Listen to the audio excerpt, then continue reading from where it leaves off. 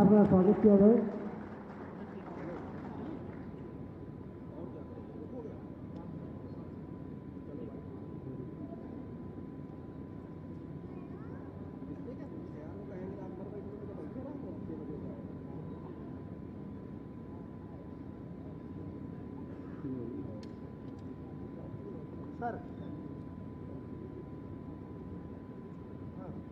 Doctor Tiwari ji से दोबारा से निवेदन है कि साध्वी प्राची जी को मंच पर ले जाएं।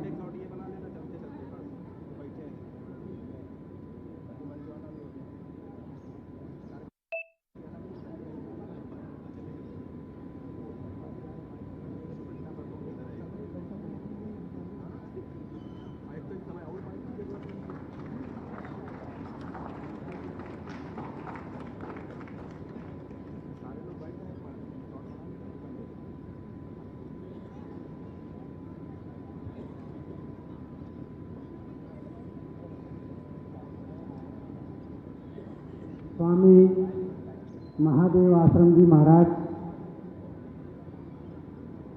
से निवेदन है कि स्टेज पर आए। डॉक्टर तिवारी स्वामी महादेव आश्रम जी महाराज को स्टेज पर लेकर आए।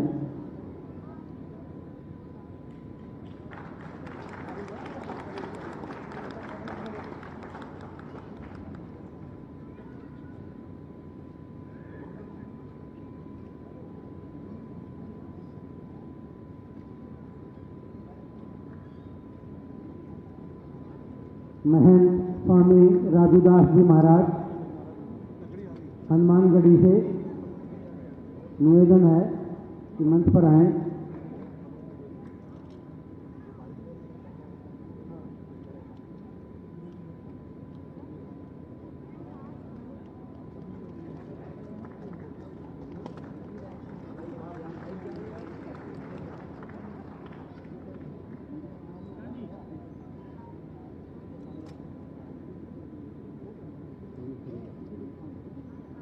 श्री सुरेश चौहान जी सुदर्शन न्यूज से मुख्य संपादक श्री सुरेश चौहान जी हमारे बीच हैं। जोरदार तालियों से स्वागत।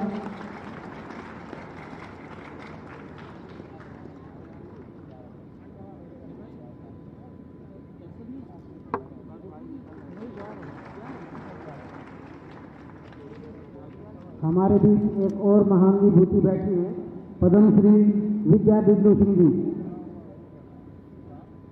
मेरा निवेदन है डॉक्टर तिवारी उनको मंच पर लेकर आए।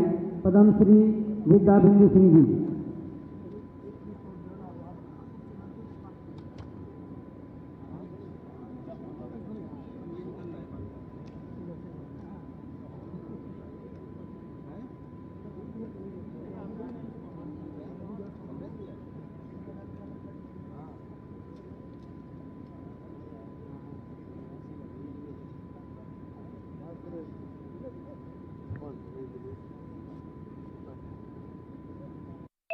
कृष्णानंद जी पंजाब से डॉक्टर साहब से निवेदन है कि उनको मंच पर ले जाएं। महंत कृष्णानंद जी पंजाब से।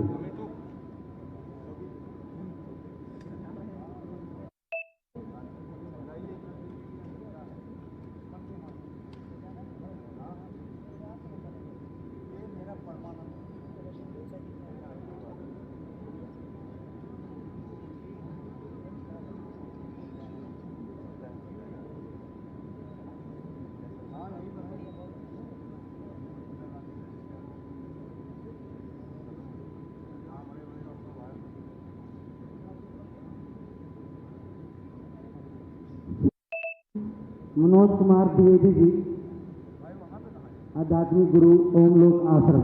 जोरदार तालियों से स्वागत करें श्री मनोज कुमार द्विवेदी जी।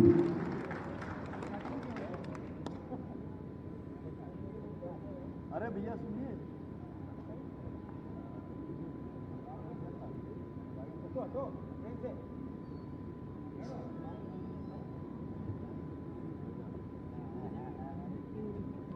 अब हम मुख्य अतिथि जी से निवेदन करेंगे कि हमारे कार्यक्रम को आरंभ करने के लिए दीप प्रज्वलित करवाने का प्रयास निवेदन करेंगे।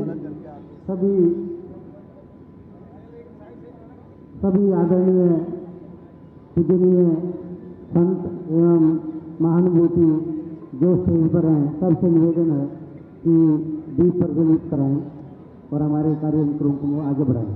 धन्यवाद।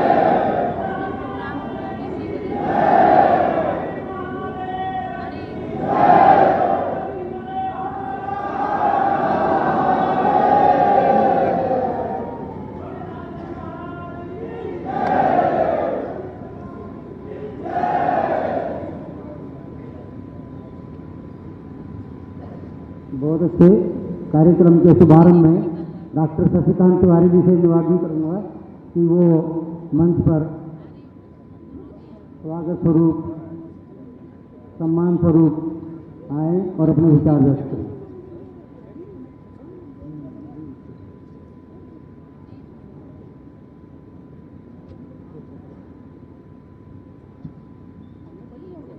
अब अगला कार्रवाई है सम्मान समारोह की। मैं श्री मनोज जोशी जी से आग्रह करूंगा कि श्री कैलाश विजयवर्ग जी को सम्मान दें। डॉक्टर शशिकांत तिवारी,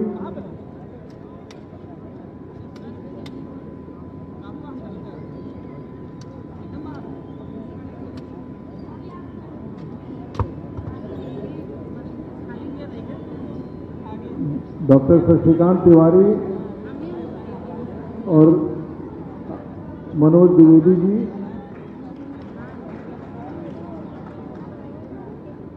ले जाओगा उधर से।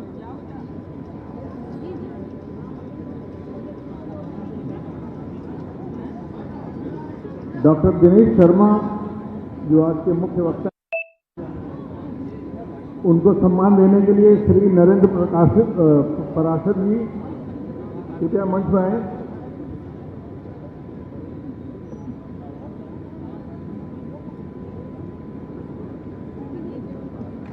योगी आनंद जी महाराज को सम्मान देने के लिए श्री आदित्य वशिष्ठ जी कृपया मंच पे आए।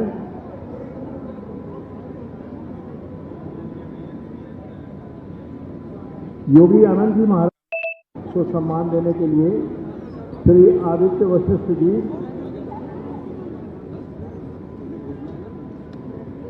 महामंडलेश्वर प्रकाशानंद जी महाराज,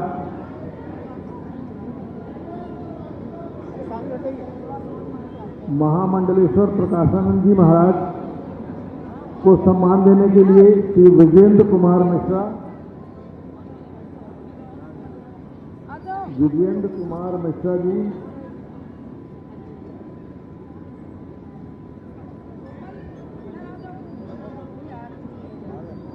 श्री विजेंद्र कुमार मिश्रा जी और साहिल मंगला जी कृपया मंच पर आए।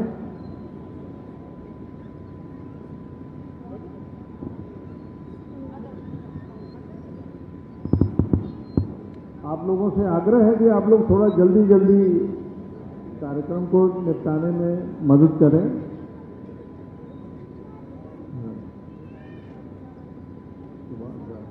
स्वामी महादेव आश्रम जी महाराज को सम्मान देने के लिए श्री गौरीकांत और सुभाष जी कृपया मंच पर आए।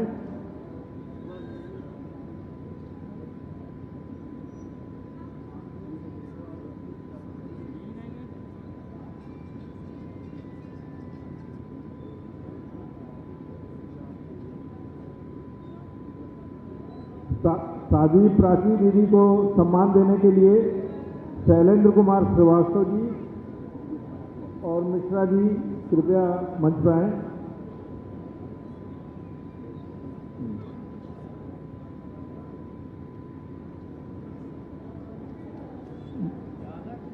महंत राजूदास जी महाराज,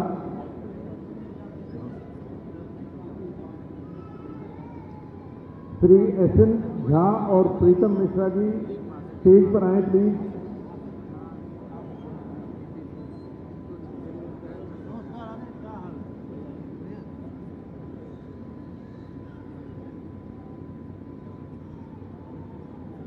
इसके बाद श्री सुरेश चौहान जी को सम्मान देने के लिए श्री एन.के. सिंह जी स्टेज पर आए प्लीज। के.एन. सिंह जी और पंकज शुक्ला जी स्टेज पर आए प्लीज।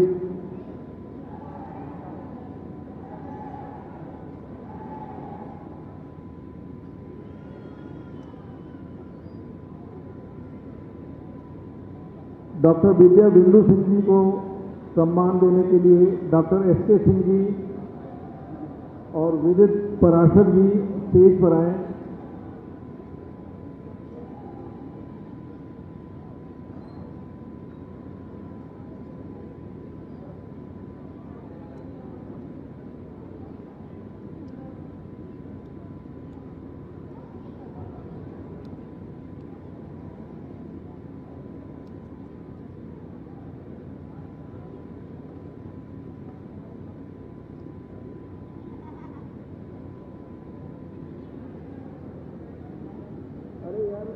आपका जरूरी है क्या?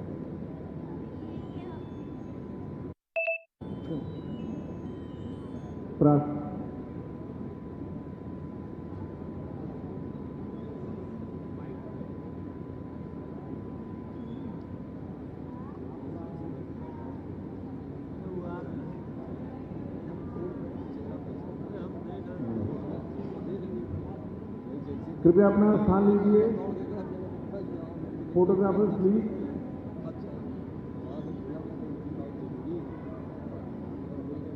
आप लोग का स्थान लीजिए।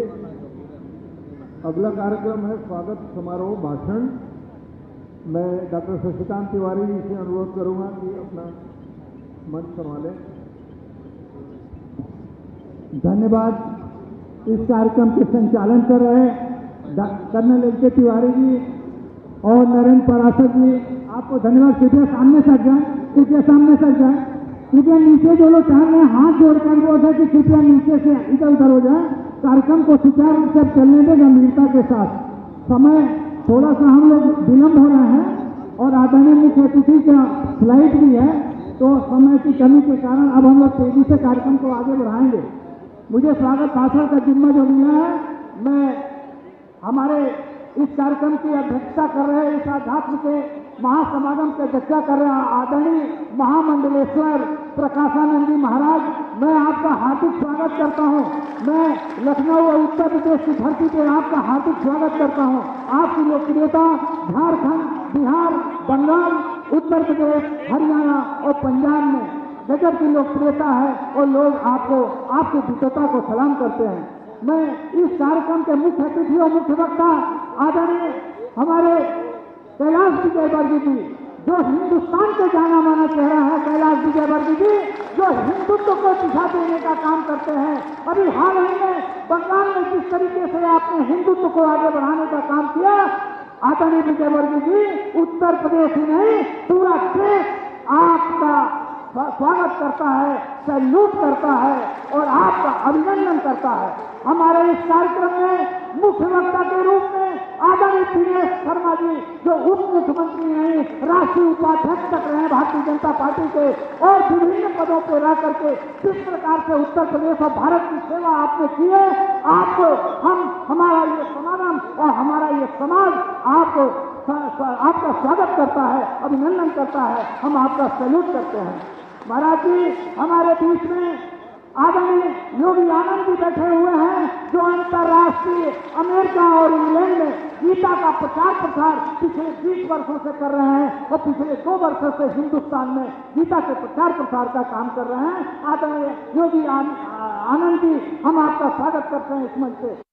बीच में हमारे बहुत ही सम्मानित मुजफ्फरनगर शुक्र ताल के हमारे स्वामी जी आदरणीय महादेव आश्रम जी बैठे हुए हैं, जो धर्म का झंडा लेकर के और आगे बढ़ रहे हैं, हिंदुत्व का झंडा लेकर जिस प्रकार आगे बढ़ रहे हैं, हम आपका हार्दिक स्वागत करते हैं। हमारे बीच में दीदी प्राची दीदी का तो इतना लोगों के अंदर लोकप्रियता है कि प्राची दीदी आप हरिद्वार के नाम से नहीं, आप प्राची दीदी हिंदुस्तान के नाम से जानी जाती हैं। हम आपके लक्ष्मण नगरी के धरती पर आपका स्वागत करते हैं। हमारे बीच में हनुमानगढ़ी जो हिंदुस्तान के धर्म का एक स्थल है, अयोध्या नगरी से आए हुए राजू महंत राजू दास जी, हम आपका स्वागत करते हैं। आज पूरे विश्व का ध्यान किस प्रकार से राजू महंत दास जी आपके अयोध्या की तरफ है, वो अद्भुत है। हम आपका स्वागत करते हैं, अभिनंदन करते हैं, आपको सैल्यूट करते हैं। हमारे बीच में सुरेश चौहान जी, जाना माना नाम है, सुदर्शन न्यूज देख करके हम लोगों के खून में किस प्रकार से गर्मी आ जाती है। आपका इस धरती के लक्ष्मण नगरी में आपका हार्दिक स्वागत, अभिनंदन और सैल्यूट करते हैं। आप सुरेश चौहान के आपने जिस प्रकार से आपने मीडिया को एक दिशा दी है, हिंदुत्व का रास्ता दिखाया है, गजब है। आपकी जो व्यक्तित्व है, आपको हम सैल्यूट करते हैं। हमारे बीच में आदरणीय साहित्य में पद्मश्री मिला हुआ आदरणीय विद्या बिंदु सिंह जी मौजूद हैं। हम लोग को आशीर्वाद देने के लिए इतनी बड़ी हस्ती जो पद्मश्री है हम लोग के बीच में आई हुई है। हम हमारे महाराज जी जो परिवार से आए हुए हैं, हम आपका स्वागत करते हैं। जो सतलुज और सिंधु के धरती से आए हुए महाराज जी का हम स्वागत करते हैं।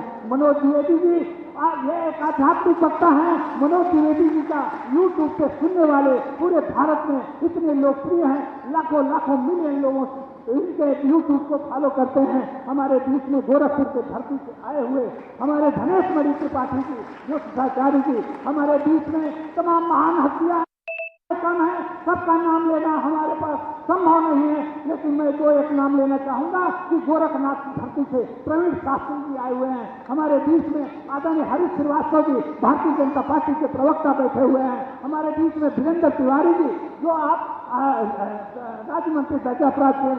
सबका मैं हार्दिक हाथ जोड़ करके अभिनंदन करता हूँ इस आध्यात्मिक स्वागत समारोह में। मैं अब इससे ज्यादा मैं समय नहीं लूंगा, क्योंकि हमारे मुख्य अतिथि को बोलना है। मैं आप सबका स्वागत। बहुत बहुत धन्यवाद।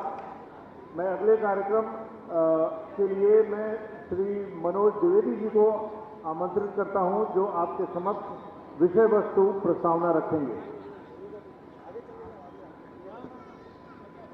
मंच पर उपस्थित सभी दिव्यात्माओं को मेरा प्रणाम और भारत के विभिन्न स्थानों से चलकर जो यहाँ पधारे हैं ऐसे भी दिव्यात्माओं को मेरा प्रणाम, क्योंकि जो इस समय इस मंच पर उपस्थित हैं अवश्य ही वो अंतःकरण से हिंदुत्व के प्रति जुड़े हुए हैं, अपने देश और अपने धर्म के प्रति जुड़े हुए हैं, अन्यथा वो इस जगह पर नहीं होते।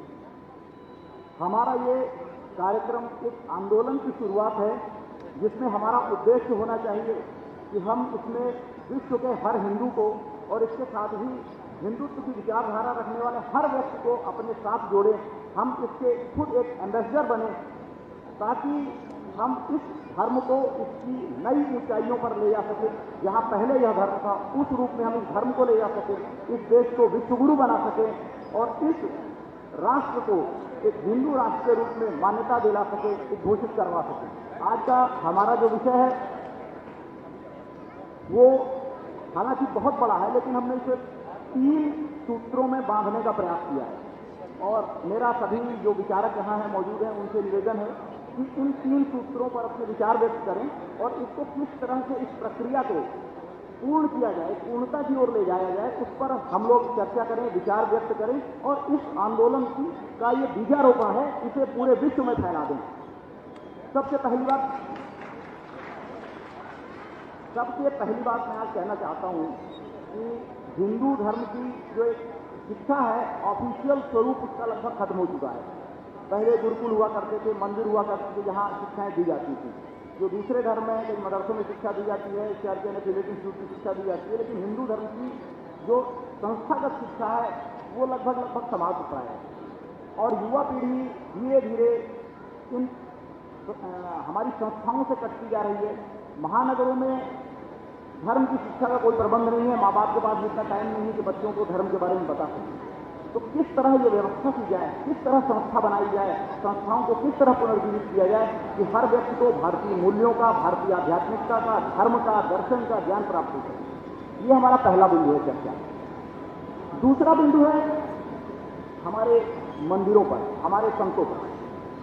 प्राचीन काल से ही, जब से मानव सभ्यता है, मंदिरों ने मानवता को नई दिशा दिखलाई है। अगर हम सबसे प्राचीन मेसोपोटामिया की सभ्यता की बात करें तो वहाँ एक इनाना देवी का मंदिर होता था और सबसे पहले इतिहास में जो दर्ज है, नहरें बनवाई थी उसी मंदिर में और उसके बाद से आज भी भारत के और विश्व के मंदिर जन कल्याण के लाखों कार्य कर रहे हैं। लेकिन हमारे प्रयत्न वैश्विक स्तर पर दिखते नहीं, क्योंकि हमारे पास एक संस्थागत ढांचे का अभाव है। हम देखें तो कई जगह एक संस्था का ढांचा बना हुआ है। आज हम जो है अपने बच्चों को पढ़ाने के लिए महानगरों में मिशनरी स्कूल में एडमिशन की कोशिश करते, भाई किसी मिशनरी स्कूल में एडमिशन हो जाए, लोग जुगाड़ लगाते हैं, हजारों स्कूल बने हैं, लेकिन भारत का कोई ब्रांड जो कि वैश्विक लेवल का हो, धर्म का हो, वो अभी ब्रांड बन नहीं पाया। क्यों? क्योंकि हमारे धर्म का वो संस्था का स्वरूप नहीं है। जब तक हम संस्थागत नहीं होंगे, व्यक्ति पर निर्भर होंगे, तब तक हमारे अंदर वो शक्ति नहीं आ सकेगी। अगर हिंदू धर्म को शक्ति में जागृत करनी है, एक संस्था बनानी होगी। जैसे एक एक्ट बना था सिख गुरुद्वारा मैनेजमेंट एक्ट 1925 में, उससे गुरुद्वारा का मैनेजमेंट हुआ। इसी तरह एक एक्ट होना चाहिए, एक बोर्ड बनना चाहिए जिसके अंदर सभी मंदिर आए, सभी संत आए और जितना दान आता है उसको इस तरह से नियोजित किया जाए कि विश्व स्तरीय स्कूल भारत के हर जिले में खुले, भारत के मुख्य भागों में विश्व स्तरीय अस्पताल खुले, योग पर रिसर्च हो, आयुर्वेद पर रिसर्च हो, ज्योतिष पर रिसर्च हो, धर्म प्रचार हो और हम विश्व को, जो हमारे ऋग्वैदिक ऋषियों ने कभी सपना देखा था, कृण्वन्तो विश्वमार्यम, उस सपने को हम साकार कर सकें। ये हमारा एक दूसरा चर्चा का विषय है जिस पर मैं सारे वक्ताओं से विचार आमंत्रित करेंगे और इस पर आगे किस तरह बढ़ा जाए। तीसरा एक विचार है, बहुत दिनों से चल रहा है, सारे हिंदुओं के दिल में है कि दुनिया में लगभग 50-60 इस्लामिक स्टेट हैं, राज्य हैं, लगभग 15-20, 10-12-15 क्रिश्चियन हैं, यहाँ तक यहूदी देश भी है, लेकिन हिंदू राष्ट्र कोई नहीं है। 100 करोड़ से ज्यादा आबादी हिंदुओं की है, लेकिन कोई ऐसा राष्ट्र नहीं है जिसे हम हिंदू राष्ट्र कह सकें। अगर विश्व में कहीं भी हिंदुओं का धार्मिक आधार पर उत्पीड़न होता है तो उसकी आवाज कौन यूएन में उठाएगा, कौन उसको शरण देगा? इन विषयों पर चिंतन करने की आवश्यकता है और हमारी सभ्यता और संस्कृति को किस तरह आगे ले जाया जाए और किस तरह ये कार्य किए जाएं कि हिंदू राष्ट्र की घोषणा की जा सके, किसी राष्ट्र को हिंदू राष्ट्र बनाया जा सके, वो कौन सा देश हो सकता है और कैसे हो सकता है। इन सारे बिंदुओं पर मैं विचार आमंत्रित करना चाहूँगा। आज हमारे व्यक्तित्व की यही रूपरेखा है, वक्तृत्व की, और हमारा जो आज का विषय है वास्तविक भारत सशक्त समर्थ शिक्षित हिंदू राष्ट्र, कैसे इस देश के हिंदुओं को, अंतिम हिंदू को, सबसे गरीब हिंदू को भी सशक्त बनाया जाए, समर्थ बनाया जाए और शिक्षित बनाया जाए। धन्यवाद। देखिए, हमारे मुख्य अतिथि का फ्लाइट का समय हो रहा है, इसलिए कार्यक्रम में थोड़ा सा हम लोग मुख्य अतिथि को पहले समय देने के लिए मैं आदरणीय मुख्यमंत्री जी को बुलाने से पहले इस कार्यक्रम को पूरा सजाने में जिस प्रकार से आदित्य वशिष्ठ जी का सहयोग रहा है, क्योंकि हम मंच पे आ जाए और एक मुख्य अतिथि के हाथ से उनको हम सम्मानित करना चाहते हैं। उसके बाद मैं मुख्य बुला रहा हूं। और राजस्थान जयपुर से आए हुए मूर्तिकार, पूरे हिंदुस्तान के टॉप 5 मूर्तिकारों में से जो अवैधनाथ का मूर्ति बनाते हैं, मूर्तिकार राजकुमार पंडित जी कृपया जल्दी मंच पे आए और अपना मोमेंटो मुख्य अतिथि को और सहित हमारे मुख्य वक्ता सहित सभी धर्माचार्यों को तुरंत देने का कष्ट करें 1 मिनट के अंदर। और आदरणीय मुख्य अतिथि का बहुत ही लगन से विभा तिवारी जी ने पोर्ट्रेट बनाया, चित्र बनाया। तो विभा तिवारी जी से आग्रह है, जो मुस्कान संस्था के हुनर आज के मुखिया हैं, बच्चों को फ्री में हुनर आज पेंट देने का कष्ट करें, तुरंत देने का कष्ट। गणेश जी साथ में आ जाए राजकुमार पंडित जी के, तुरंत आप दीजिए अपना मोमेंटो। और अब मैं आग्रह करता हूं मुख्य अतिथि जी से कि आदित्य प्रसिद्ध जी को मोमेंटो दे करके सम्मानित करें। आदरणीय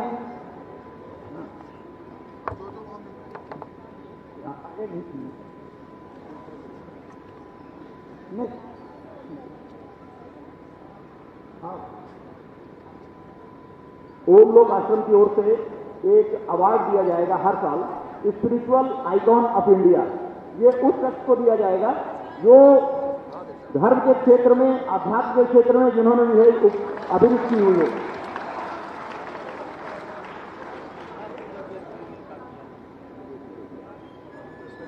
मैं निवेदन करूंगा सुरेश चौहान के जी से, सुरेश चौहान के जी को हम स्पिरिचुअल आइकॉन ऑफ इंडिया का अवार्ड ओम लोक आश्रम की ओर से देना चाहते हैं। इन्होंने हिंदुत्व के मुद्दे पर, हिंदुओं के अत्याचार के मुद्दे को पूरे शिद्दत के साथ उठाया है। और धर्म तब तक मजबूत नहीं हो सकता जब तक उसके ऊपर आध्यात्म का सहारा न हो।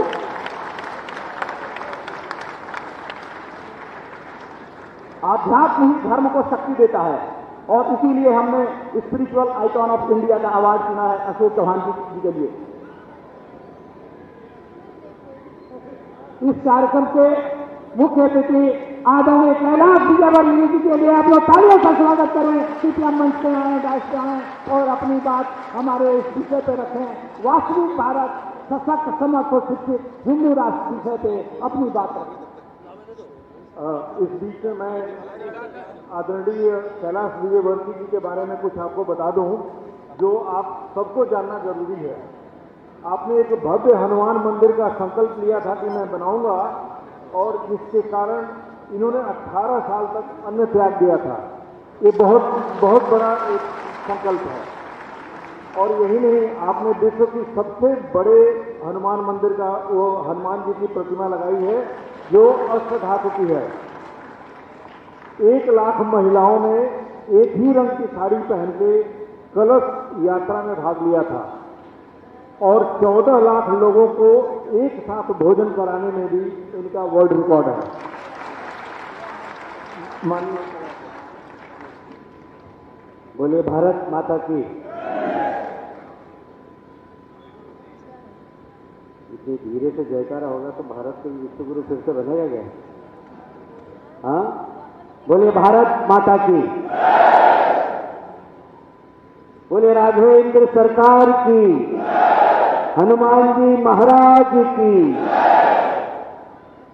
मंच पर उपस्थित परम पूज्य पाद संत शंकराचार्य नरेंद्रनाथ सरस्वती जी, जरा आप तालियां बजाकर आशीर्वाद प्राप्त करें। महामंडलेश्वर स्वामी प्रकाशानंद जी, आपकी ताली बजती रहना चाहिए क्योंकि संतों का आशीर्वाद मिलेगा। ये मंच बहुत रिच है, जिसे क्या बोलते हैं हम लोग, बहुत धनी है, जो इतने सारे संत यहाँ पर बैठे हुए हैं और आप सौभाग्यशाली हैं कि उनके दर्शन भी मिल रहे हैं। इसे ताली बजाकर उनका आशीर्वाद आप प्राप्त करें। योगी श्री आनंद जी महाराज जो गीता का प्रवचन सारे विश्व में करते हैं, साध्वी फायर बांड आदरणीय प्राची जी, तालियां बजाए जरा। स्वामी महादेव आश्रम जी महाराज, जरा जोरदार तालियां महादेव जी महाराज के लिए। आचार्य श्री स्वामी रामचंद्र शरण जी महाराज, स्वामी राजूदास जी अयोध्या के हैं, क्रांतिकारी साधु। और हिंदू सम्राट वरिष्ठ पत्रकार बहुत ही साहसी सुरेश चौहान जी के लिए भी जरा जोरदार तालियां बजाएं। श्रीमती मेरे मित्र युवा मोर्चे में हमने उनके साथ काम किया और गुजरात की जो पहली जीत हुई थी उसमें प्रभारी दिनेश जी थे। जरा तालियां बजाकर दिनेश शर्मा जी के लिए, श्री मनोज त्रिवेदी जी, डॉक्टर शशिकांत तिवारी जी जिनके विशेष आग्रह पर मैं यहाँ पर आया हूँ। मातृशक्ति के रूप में पद्मश्री विद्या बिंदु सिंह जी भी हैं, जरा उनके भी चरणों में प्रणाम करता हूँ। आप तालियां बजाकर उनका स्वागत करें।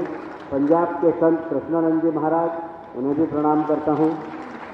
उपस्थित सभी शानदार इस समारोह में उपस्थित श्रेष्ठीजन, मातृशक्ति को दोनों हाथ जोड़ के प्रणाम करता हूँ।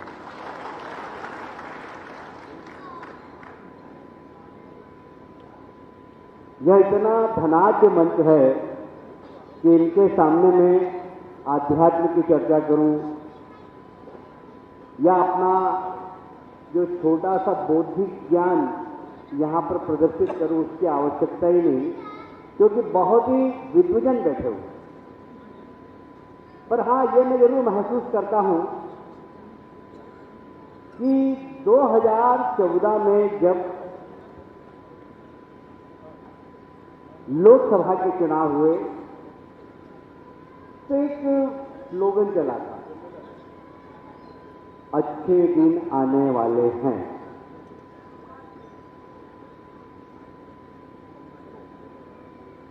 इतिहास इस बात का साक्षी है कि 500 साल से राम मंदिर के लिए संघर्ष हो रहा था। हम वह सौभाग्यशाली पीढ़ी हैं जो इस राम मंदिर को बनते हुए देख रहे हैं।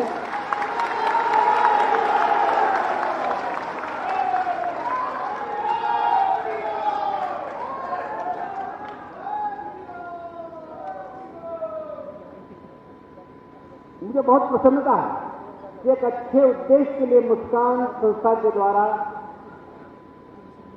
संतों का एकत्रीकरण करके हमारे सनातन धर्म के बारे में विचार विमर्श और कैसे वह सनातन धर्म दुनिया के सामने अपनी श्रेष्ठता सिद्ध कर सके। पता नहीं क्यों 2000 के पहले में जरूर थोड़ा सा निराश बैठता था। मुझे लगता था कि पता नहीं देश का क्या होगा, पर मैं अब दावे से कहता हूं, यह देश कभी विश्व गुरु था।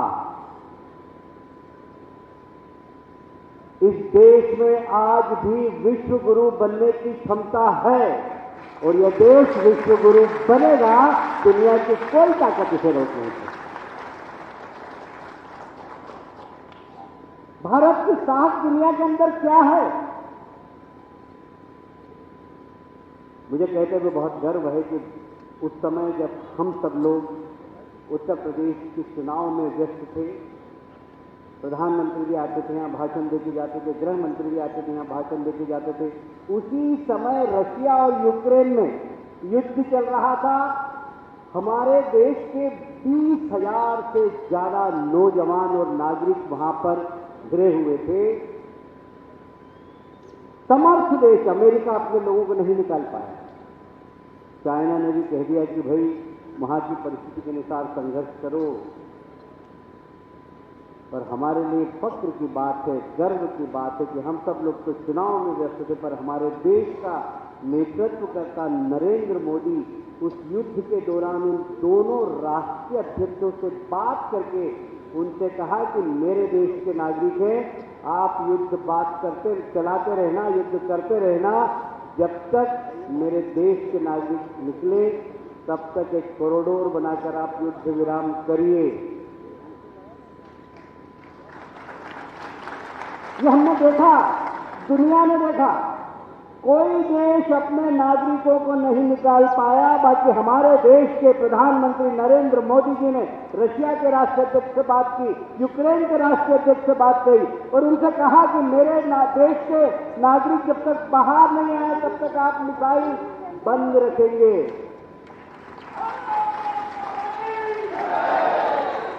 उन्होंने कहा कि हम आपके देश के नागरिक की पहचान कैसे करेंगे? बोले जो तिरंगा लेकर निकल जाए वो समझ लेना भारतीय है। आपकी गोली बंद होना चाहिए, आपकी मिसाइल बंद होना चाहिए। ये देश की साथ है मित्रों। जब मैं कह रहा हूं कि भारत विश्व गुरु बनेगा तो ये उसका पहला परिचय है कि दुनिया का कोई भी नेता ये नहीं कर पाया, वो हमारे देश के नेता ने किया कि सारे नागरिकों को बाहर निकाल के लिया है, तिरंगे की आन बान शान बढ़ाई। उसके चक्कर में कई पाकिस्तानी जो तिरंगा जलाते थे उनकी औलादें वहां पर थी, वो भी अपनी जान बचाने के लिए तिरंगा ओढ़ के निकल गई।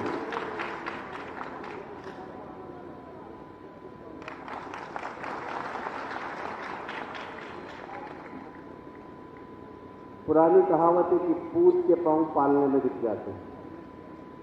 मैं जब ये कह रहा हूं कि भारत विश्व गुरु बनेगा तो ये पूत के पांव पालने में दिख रहे हैं कि भारत की साख क्या है, तिरंगे की साख क्या है। बस सवाल ये कि हम क्या कर रहे हैं, इसको भी हमें देखना पड़ेगा। बहुत सारे षड्यंत्र चल रहे हैं कि हम जाति के आधार पर बढ़ जाएं। उत्तर प्रदेश की राजनीति तो इसका लंबे समय तक शिकार रही है। मैं धन्यवाद देना चाहता हूं और उत्तर प्रदेश की जनता को प्रणाम करना चाहता हूं कि उन्होंने जातिवाद को छोड़कर राष्ट्रवाद के लिए यहां पर अपना मतदान किया। हमें सावधान रहना है, हमें बच के चलना है। लोग कहीं न कहीं ये अंग्रेजों की नीति है, फूट डालो और राज करो। अंग्रेज चले गए पर आज भी इस देश के अंदर कुछ राजनीतिक दल हैं जो अंग्रेजों की मानसिकता के आधार पर काम कर रहे हैं। उनसे बचना पड़ेगा, उनसे सावधान रहना पड़ेगा। हमारी जड़ें बहुत गहरी हैं। हम जब हिंदू धर्म की बात करते हैं, सनातन धर्म की बात करते हैं, तो ये सनातन धर्म क्या है? ये पूरा विज्ञान है, विज्ञान। यहां पर इतने सारे संत बैठे हैं, उनके सामने मैं ज्यादा बात नहीं करूंगा, किंतु छोटा सा उदाहरण देता हूं कि बताइए कश्मीर से लेकर कन्याकुमारी तक, अटक से लेकर कटक तक मंदिर के अंदर जो पात्र रहता है जिसमें हम गंगा जल पीते हैं, वो किस धातु का बना रहता है? बताइए आप, किसका बना रहता है? कहीं आपने किसी भी जगह दूसरे पात्र देखा क्या? ये हमारे ऋषि मनीषी नहीं थे, ये साइंटिस्ट थे, वैज्ञानिक थे। ये अपनी साधना के माध्यम से वेद की ऋचाओं में विज्ञान से भरा हुआ है। इसको समझने की बात है। ये तो 1000 का कालखंड जो भारत का था गुलामी का, उसके कारण हम अपने आप को भूल गए, अपनी ताकत को भूल गए, अपने गौरव को भूल गए, अपने गौरवशाली इतिहास को भूल गए, हमारे ऋषि मनीषियों की साधना को भूल गए, उनके द्वारा रचित वेद और पुराण के महत्व को भूल गए। आज विदेशी लोग कहते हैं कि तांबे के बर्तन में पानी पीना चाहिए। आजकल सब लोग तांबे का घड़ा खरीद रहे हैं। अरे भाई, बहुत साफ कह रहा हूं इस मंच के माध्यम से कि कभी आपने सोचा कि तांबे का पात्र छोटा और एक छोटी चम्मच से दिया जाता है? कभी आपने सुना क्या कि बड़े तांबे के बर्तन से आपको किसी ने पानी पिलाया? अरे इस तांबे के पानी में जितनी आवश्यकता शरीर को तांबे तत्व की है वो तांबा तत्व तो मिल जाता है। यदि ज्यादा आपने तांबे का पानी पिया तो लीवर में इफेक्ट करता है। ये विज्ञान है, ये साइंस है और हमारे ऋषि मनीषियों को मालूम था, इसलिए उन्होंने छोटा पात्र बनाया, छोटी चम्मच बनाई, 3 बार मंत्र के माध्यम से आपको गंगा जल दिया, आपने ग्रहण किया, वो गंगा जल नहीं है, वो आपके स्वास्थ्य वर्धक ईश्वर के कृपा के द्वारा दिया गया गंगा जल। आप बताइए, हम लोग पीपल पूजते हैं, पीपल का पेड़ आप जानते हैं ना, सब लोग जानते हैं, पीपल का पेड़ जानते हैं? बताइए, पीपल में कोई फल लगता है क्या? लगता है क्या? कोई फूल लगता है क्या? कोई खुशबू आती है क्या? ये इन संतों की परंपरा में पता नहीं। पर्यावरण ठीक होना चाहिए, सिर्फ इस उद्देश्य को ध्यान में रखते हुए उन्होंने कहा कि पीपल पर जल डालिए। जो सुहागन पीपल पे प्रतिदिन जल चढ़ाएगी उसके पति दीर्घायु प्राप्त करेगी। जो बालिका तुलसी के ऊपर एक लोटा जल चढ़ाएगी उसको मनपसंद पति मिलेगा। ये क्या है? ये तो उन्होंने धर्म से जोड़ दिया। उनको मालूम था कि 21वीं सदी में लोग तर्क करेंगे, कुतर्क करेंगे, पर आज विज्ञान कहता है कि 24 घंटे ऑक्सीजन देने वाला यदि कोई पेड़ है तो वह पीपल है। इसलिए इस देश के अंदर पीपल को पूजने की परंपरा चालू हुई, क्योंकि पर्यावरण ठीक है। तुलसी का पत्ता, तुलसी में कोई छाया होती है क्या? उसके नीचे बैठ सकते हैं क्या? कोई फल होता है, कोई फूल होता है, क्या है तुलसी? तुलसी के ऊपर तुलसी चारा आंगन में होना चाहिए। अरे भाई, पहले हम लोग गांव में रहते थे, गांव में झोपड़ी कच्चे मकान में रहते थे। अगर आपने आंगन में तुलसी लगा दी तो आपके यहां सांप नहीं आएगा, कभी बिच्छू नहीं आएगा। दूसरी बात, आप प्रतिदिन जल डालिए, सुहागिन का सुहाग अमर रहेगा, कन्याओं को अच्छा मनपसंद पति मिलेगा। अच्छी जगह जाना हो तो 2 तुलसी की पत्ती खा के जाओ। क्या है तुलसी में? कभी आपने सोचा तुलसी को दांत से कभी नहीं चबाना, क्योंकि इसमें राधा कृष्ण का वास। अब विज्ञान क्या कहता है? तुलसी कभी आप जरा सी दबाना, उसमें वॉयलेट कलर होता है। वॉयलेट कलर क्या होता है? आयोडीन। दांत में क्या होता है? कैल्शियम। यदि आपने तुलसी को दांत से चबाया तो कैल्शियम आयोडेट बनेगा और वह आपके दांत को कमजोर करेगा। इसलिए तुलसी तो खाना चाहिए पर दांत से नहीं चबाना चाहिए, ये विज्ञान कहता है। राधा कृष्ण का वास है, तुलसी को चबाना नहीं चाहिए। एंटीबायोटिक है तुलसी, आज पेटेंट करा रहे हैं लोग तुलसी को। हमारी 5 तुलसी प्रतिदिन खाइए, कभी बीमार नहीं होंगे, आपकी प्रतिरोध क्षमता बढ़ेगी। ये तुलसी का महत्व है। हमारी हर चीज के पीछे विज्ञान है। सनातन धर्म नहीं, विज्ञान धर्म है हमारा, और इसलिए अब विज्ञान से प्रूव हो रहा है तो दुनिया उसको मान रही है। हम लोग पता नहीं किस मिट्टी के बने हैं। योग हमारे ऋषि महाऋषियों की परंपरा है।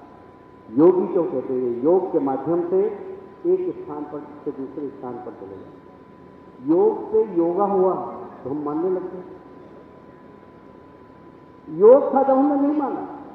हम लोगों की भी आदत नकल करने की हो गई, वहां से पलट के कोई चीज आती तो हम मानने लगते। हाँ, विदेशी लोग सही कह रहे हैं। मित्रों, मैं साफ कहता हूं, इस दुनिया का सबसे ताकतवर देश है अमेरिका। अमेरिका का इतिहास उठा के देखिए। 400 साल पहले ये लोग नंगे घूमा करते थे और आदमी को मार के खाते थे। इनको कपड़े पहनना सिखाया तो हमने सिखाया। इस बात का हमें फख्र होना चाहिए कि सबसे पहले भानों के अंदर सभ्यता कहीं आई है तो हमारे आई है, क्योंकि हमारा 5000 साल पुराना इतिहास आज भी लोगों के सामने है। सिर्फ हमें इस बात का आत्मविश्वास होना चाहिए कि मेरा धर्म, मेरी संस्कृति, मेरे वेद, मेरे धर्मगुरु दुनिया में सर्वश्रेष्ठ है। ये प्रत्येक भारतीय के अंदर मन में आ गया तो भारत एक बार फिर से विश्व गुरु बनेगा, ये मेरा विश्वास है। मैं क्षमा चाहता हूँ, मेरी फ्लाइट है अभी 8 बजे और अभी समय हो गया 7:12। मुझे बड़े दौड़ते दौड़ते फ्लाइट पकड़ना पड़ेगी। मैं आप सबको सुनना चाहता था, पर तिवारी जी आप सबका वीडियो करिए, और मुझे भेजिएगा। मैं सब संत चरण के मुखारबिंद से बोले हुए शब्दों को सुनना चाहता हूँ। मैं क्षमा चाहता हूँ, आप सबके चरणों में प्रणाम करता हूँ, सभी के चरणों में प्रणाम करता हूँ और माफ़ी चाहते हुए मैं आपसे इजाज़त भी लेना चाहता हूँ क्योंकि 8 बजे मेरी फ्लाइट है। बोलिए जय जय सिया राम। बहुत बहुत धन्यवाद।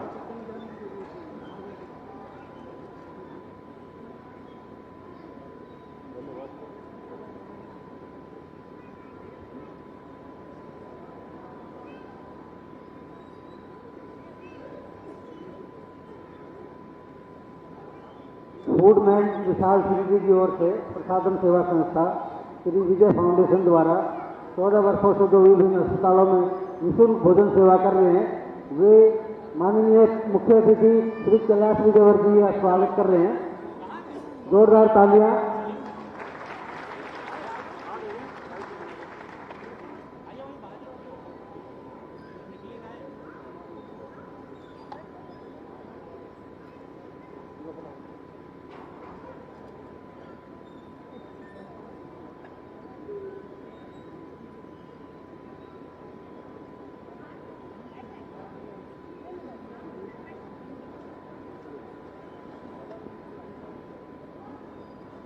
अब मैं माननीय श्री सुरेश चौहान जी से निवेदन करूंगा कि वो मंच पर आए और अपने विचार व्यक्त करें।